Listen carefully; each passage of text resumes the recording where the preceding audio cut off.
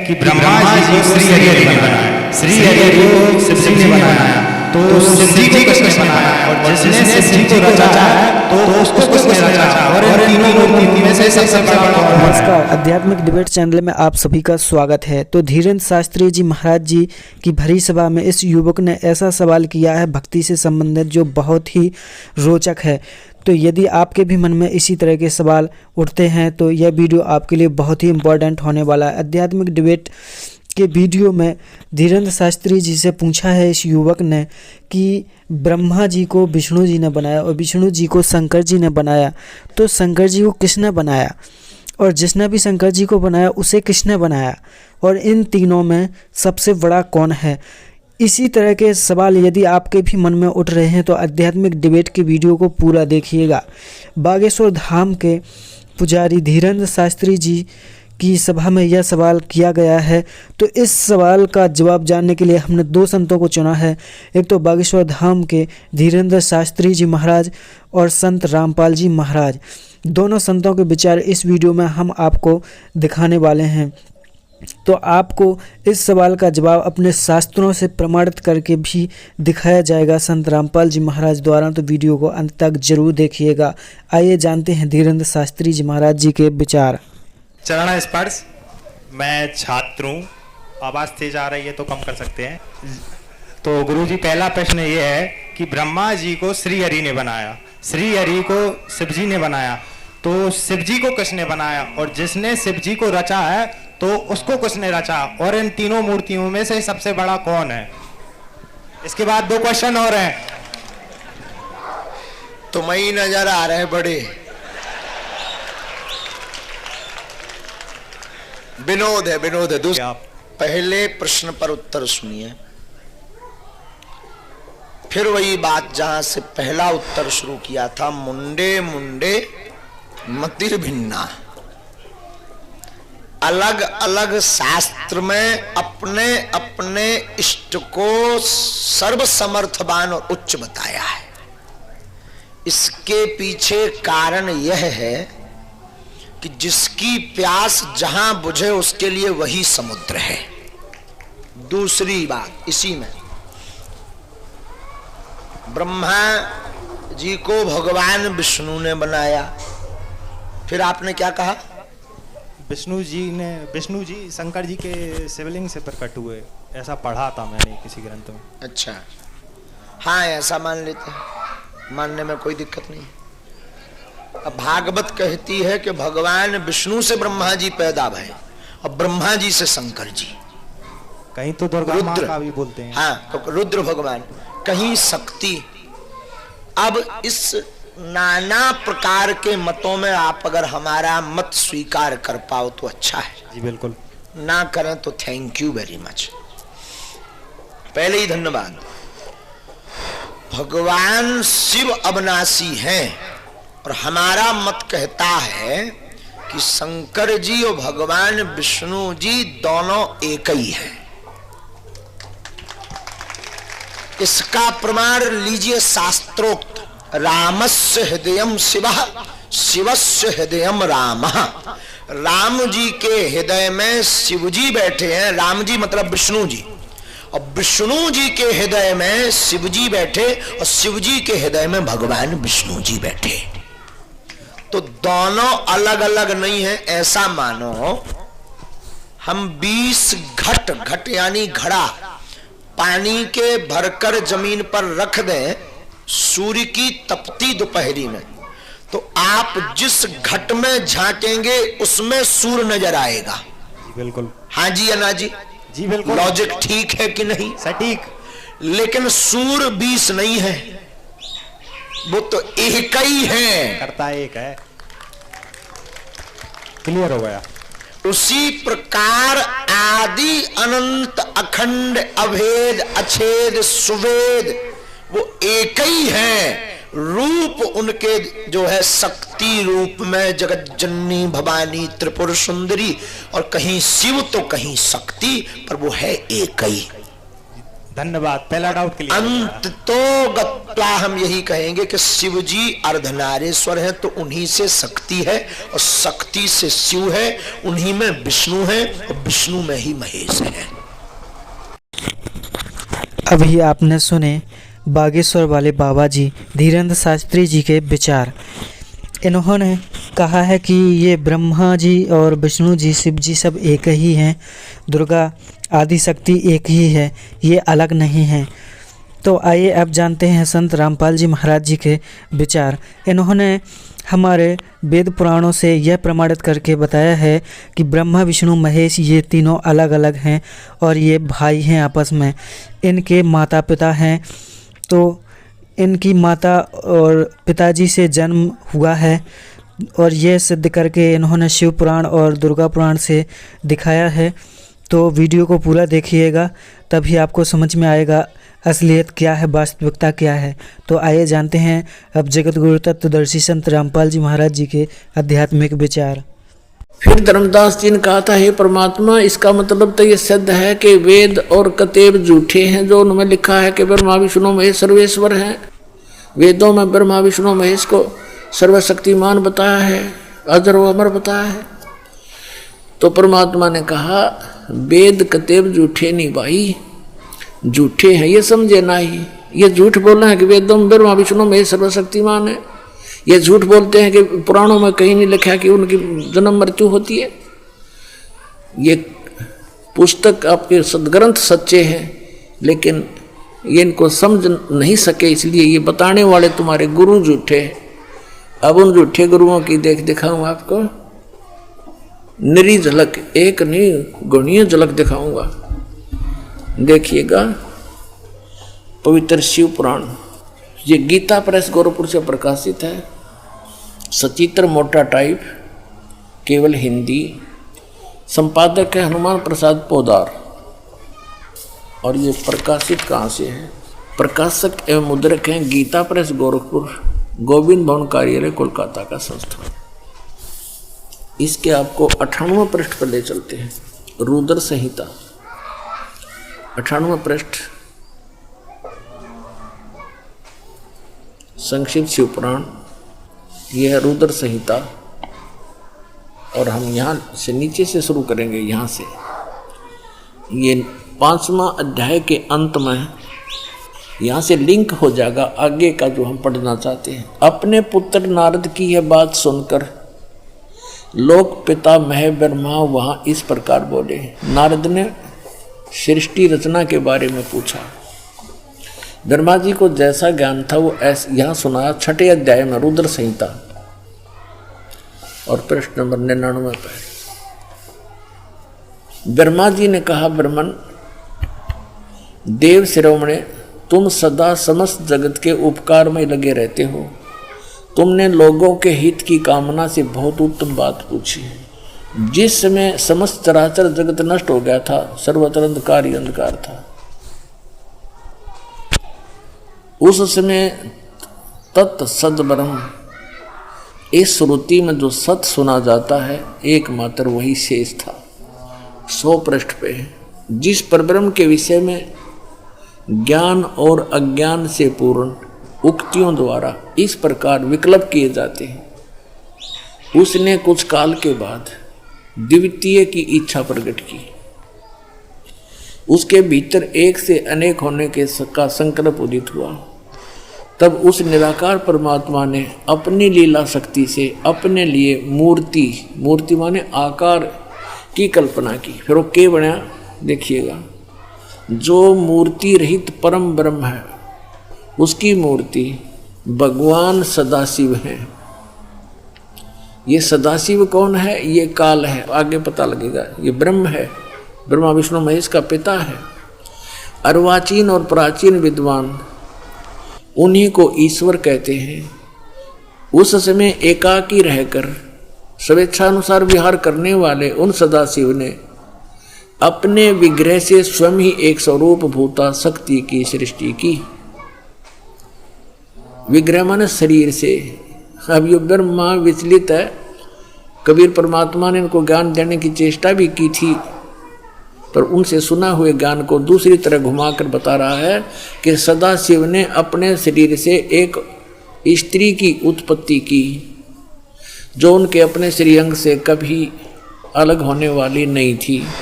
उस पराशक्ति को प्रधान प्रकृति गुणवती माया जो काल के शरीर से निकली, उसके क्या नाम है, बुद्धि तत्व की जननी तथा विकार रहित बताया है। वह शक्ति अंबिका कही गई है। उसी को प्रकृति, दुर्गा को प्रकृति भी कहते हैं, ये याद रखना।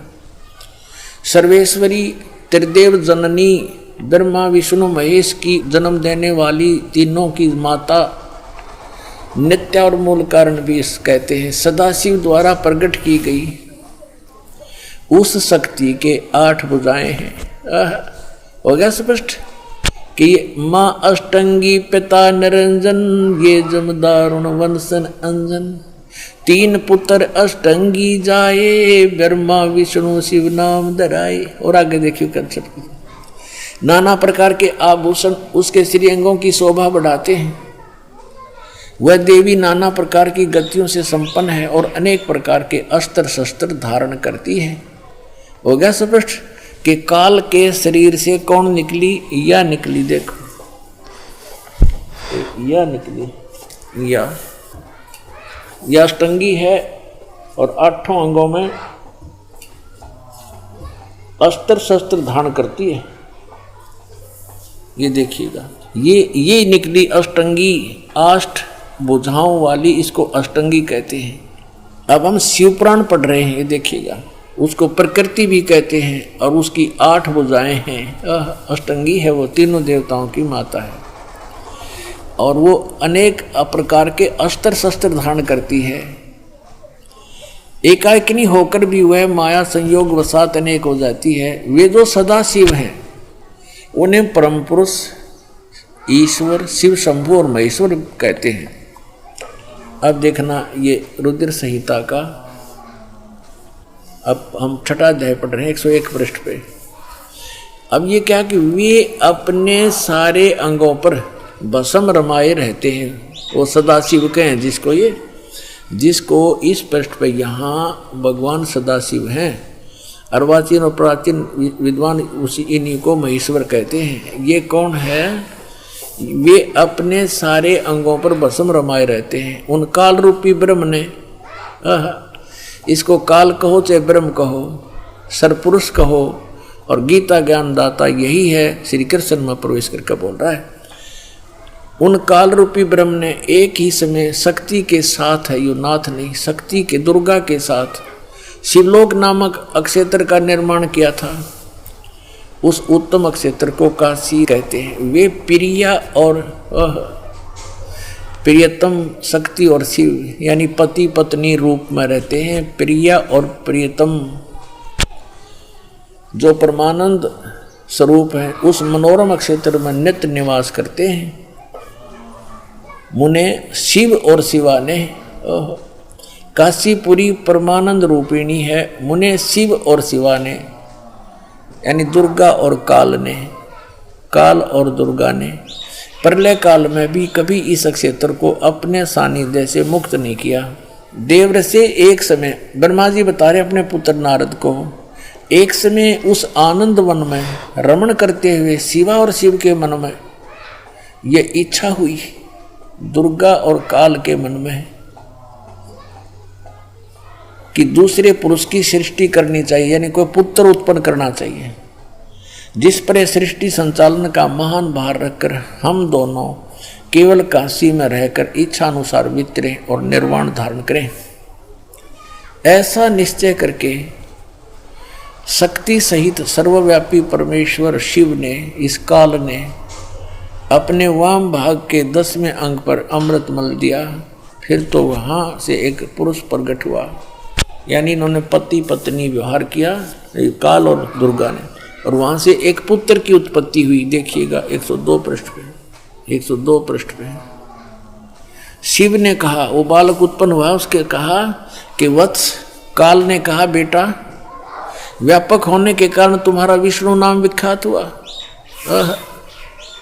अब ये 6वां अध्याय समाप्त हुआ।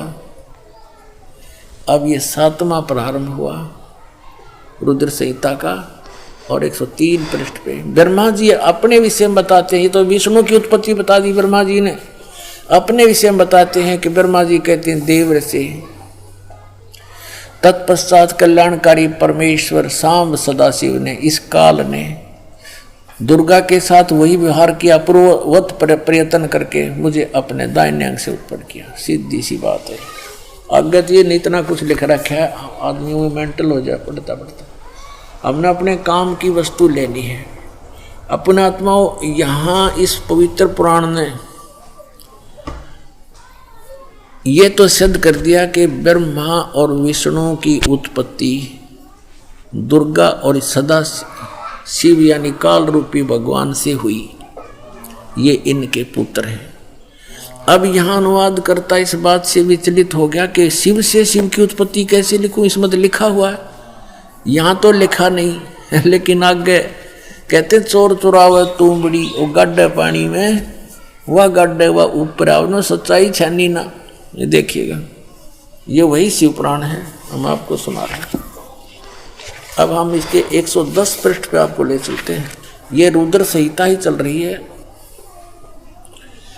और संक्षिप्त शिव पुराण 110 पृष्ठ पे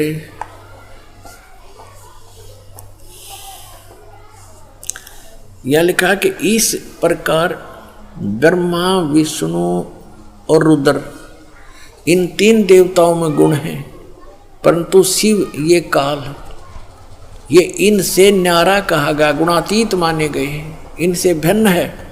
गीता जी अध्याय नंबर 7 के श्लोक नंबर 12 में ये कहता है कि तीनों गुणों रजगुण सतगुण तमगुण से जो कुछ भी हो रहा है इसका निमित्त कारण मैं ही हूँ, लेकिन मैं इनमें नहीं और ये मुझ में नहीं।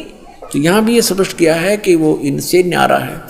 अब यहाँ भी कंसेप्ट क्लियर नहीं हो पाया कि भी रुद्र भी कह दिया। अब यहाँ आप दिखाते हैं आपको पृष्ठ नंबर 24 पर आते हैं शिव पुराण के। ये देखो, एक समय क्या हुआ, ब्रह्मा और विष्णु जी का आपस में इस बात पर युद्ध हो गया कि ब्रह्मा जी कहता है विष्णु जी को कि मैं तेरा बाप हूं, तेरी उत्पत्ति मुझसे हुई है क्योंकि मैं सबकी सृष्टि करता हूं। विष्णु जी कहने लगे नहीं, मैं तेरा पिता हूं, तू मेरी नाभि कमल से उत्पन्न हुआ है। ये कारण क्या होता है कि जिन महापुरुषों ऋषियों ने साधना करी, हठ योग करके समाधिस्थ हुए, तो इस काल भगवान ने किसी को तो ब्रह्मा के रूप में दर्शन दे दिया, क्योंकि उसने स्वयं प्रतिज्ञा कर रखी है कि मैं किसी के सामने अपने वास्तविक रूप में नहीं आऊंगा। तो ये कभी अपने पुत्र ब्रह्मा के रूप में दर्शन दे देता समाधि दशा में। तो जिस ऋषि ने समाधि दशा में ब्रह्मा जी के रूप में काल के दर्शन हो गए, उसने डंडोरा पीट दिया, मुनादी कर दी और ब्रह्मा जी के पास आकर कहने लगे, हे भगवान आप तो खुद परमात्मा हो, मैंने साधना करके आपको खोज लिया है। हर ब्रह्मा जी को पता भी कोई नहीं क्या कह रहे हैं, लेकिन एक ने, दो ने, 10 ने ऐसे कहा तो ब्रह्मा जी फूल गए, चौकस हो गए, सचमुच मैं ही भगवान हूं। फिर तो ऐसे ही किसी को विष्णु जी के रूप में दर्शन दे दिए, तो वो विष्णु जी को कहता है कि खुद भगवान है, अपने को छुपाए बैठे हैं, ये तो परम पिता है, मैंने समाधि दशा में इनके दर्शन हो गए, मैंने खोज लिया भगवान ये परमात्मा है। ऐसे ही किसी को उसने शिव रूप में दर्शन दे दिए, अपने पुत्र तमोगुण शिव के रूप में। तो उन ऋषियों ने भगवान शिव को भगवान सिद्ध कर लिया, तो इनका न्यो भ्रम बन गया। इस भ्रम के कारण दोनों की लड़ाई होगी। इन दोनों का युद्ध समाप्त करने के लिए इस काल भगवान ने, ब्रह्म ने ऊपर से एक लिंग छोड़ दिया तेजों में, स्तंभ, और ये लड़ना तो भूल गए, उसकी खोज में लग गए। अब लंबा कहानी ना बताएं तो क्या है, उस समय ये काल अपने पुत्र शिव के रूप में प्रकट हो गया और इनसे क्या वार्ता करी देखिएगा। ये विद्वेश्वर संहिता है, संक्षिप्त शिव पुराण 24 पृष्ठ पे ये लिंग बीच में खड़ा कर रखा है, ये ब्रह्मा जी और विष्णु जी के बीच में। फिर वो स्वयं आकर के इनके सामने खड़ा हो जाता है। फिर इनकी आपस में क्या वार्ता होती है ये देखिएगा। प्रश्न नंबर 25 पे विद्वेश्वर संहिता। ब्रह्मा और विष्णु ने पूछा, प्रभु इस काल से पूछा, सृष्टि आदि 5 कर्तों के लक्षण क्या है, यह हम दोनों को बताइए। भगवान शिव बोले, मेरे कर्तव्यों को समझना अत्यंत गहन है, तथापि मैं कृपा पूर्वक उनके विषय में बता रहा हूँ। ब्रह्मा और विष्णु सृष्टि, पालन और संहार, तिरोभाव और अनुग्रह, ये 5 ही मेरे जगत संबंधी कार्य हैं जो नित्य सिद्ध हैं। संसार की रचना जो आरंभ है उसी को सर्ग या सृष्टि कहते हैं। यहाँ क्या कहता है, पुत्रो, ब्रह्मा और विष्णु को कह रहा, पुत्रो तुम दोनों ने तपस्या करके कहता तुमने तपस्या कर ली और मन प्रसन्न होकर दे दिए। बता, इन्ने का जूत इन्ने का सिर, ठेकेदारी आप ले रहा। कहता तुमने तपस्या कर ली और मन खुश होकर दे दिए, फिर तेरा बीच में कह रहे गए तपस्या करके अपना मेहनत मजदूरी करके प्राप्त किए। फिर भी देखो पुत्रो, तुम दोनों ने तपस्या करके प्रसन्न हुए मुझ परमेश्वर से सृष्टि और स्थिति नामक 2 कृत, ये 2 पोस्ट, 2 पद प्राप्त किए हैं। ये तुम बहुत प्रिय। इसी प्रकार मेरी विभूति स्वरूप रुद्र और महेश्वर ने है, यू मैं नहीं है, ने 2 अन्य उत्तम करते संहार और तिरोभाव मुझसे प्राप्त किए, परंतु अनुग्रह नामक कृत दूसरा कोई नहीं पा सकता। अब देखो, अब क्या हो गए, 2 तो ये हो गए ब्रह्मा और विष्णु, इसने सृष्टि और स्थिति नामक के 2 जॉब मिल गई, और रुद्र और महेश्वर ये 4 हो गए, और 5वां ये बोलनिया। इतना स्पष्ट हो गया अपना आत्मा। अब ये भी सिद्ध करना पड़ेगा कि वो काल बोल रहा था, ये काल है ब्रह्मा विष्णु महेश का पिता, और दुर्गा इनकी माता, अष्टंगी, 8 भुजाओं में शस्त्र ले रही, इसको अष्टंगी भी कहते हैं। ये देखिएगा। अब इसी पर इस 26 पृष्ठ पर ही अभी आप यहाँ पढ़ रहे थे, और अब यहाँ पढ़ेंगे हम इसी पर। मैंने पूर्व काल में अपने स्वरूपभूत मंत्र का उपदेश किया है, जो ओंकार के रूप में प्रसिद्ध है। वह महामंगलकारी मंत्र है। सबसे पहले मेरे मुख से ओंकार यानी ओम प्रकट हुआ, जो मेरे स्वरूप का बोध कराने वाला है। ओंकार वाचक है, मैं वाच्य हूँ। यह मेरा मंत्र है, यह मंत्र मेरा स्वरूप ही है। प्रतिदिन ओंकार का निरंतर स्मरण करने से मेरा ही सदा स्मरण होता है। मेरे उत्तरवर्ती मुख से अकार का, पश्चिम मुख से उकार का, दक्षिण मुख से मकार का, यानी ए, ऊ और मैं, जिससे ये ओम बनता है, और पूर्ववर्ती मुख से बिंदु, ये जो ओम है इसके विषय बता रहा कि यू ए, ऊ और यू पर बिंदु, तथा मध्यवर्ती मुख से नाद का प्राकट्य हुआ है। इस प्रकार 5 अवयवों से युक्त ओंकार का विस्तार हुआ। इन सभी अवयवों से, इन सभी पार्टों से ए, ऊ, मैं, बिंदु और इस बिंदु से, नाद से, कहते ये एकीभूत होकर यह प्रणव ओम नामक एक अक्षर हो गया। ये ओम नामक एक अक्षर है, ओम। इसको ओंकार कहो, इसको ओम कहो, और चाहे ऐसा लिखकर इसको एक अक्षर ओम कहो। ये ओम है, एक अक्षर हो गया, और ये मेरा मंत्र है। असली मंत्र कहता है ये है मेरा। अपने आत्माओं, यहाँ इन्होंने ओम नमः शिवाय ये 5 अक्षर मंत्र बता दिया। ये कहीं भी मूल संस्कृत में ये नहीं, इसलिए इन्होंने अलग भाषा में लिखा है, और हमने इसको ना समझ कर इन अज्ञानियों द्वारा अनुवाद किया हुआ इसका अर्थ लगा दिया, जबकि ये कोई मंत्र नहीं है उनमें सिवाय, ना गीता जी में, ना वेदों में, ना श्रीमद् भगवत गीता में, ना पवित्र 4 वेदों में। तो ये मनमुखी आचरण के नाम हैं जो हमें यूजलेस थे, कोई लाभ नहीं।